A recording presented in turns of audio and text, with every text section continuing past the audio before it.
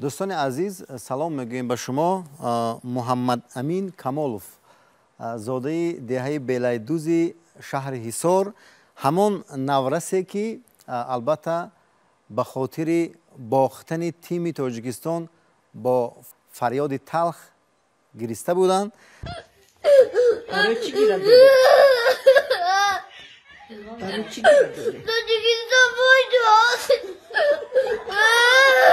هرچند که از آن لحظه ها خیلی روزها سپری شد، محمد امین به سوی ما به شهر دوشنبه آمدند و من میخواهم که با محمد امین کتاب خود را هدیه کنم، زیرا محمد امین نابسته از آن که در 6 سالگی قرار دارند، در سن 6 هستند، اما خیلی شعرهای زیاد میدونند و اگر باور نکنید برای شما 4 مصرع میخوانند. یک 4 مصرع شعر میخوانید در موضوع مادر.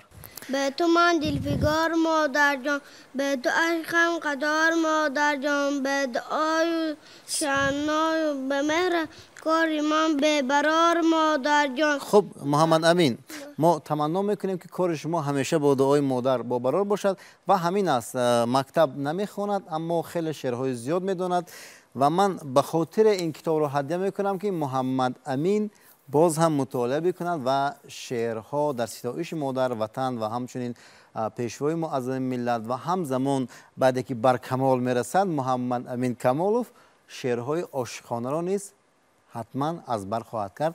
این برای شما هدیه. سلامت باشید. یکی از نورسان صادق ملت هستند که با گریه تلخ خود میان ما و شما مشهور هستند. خوش آمدید.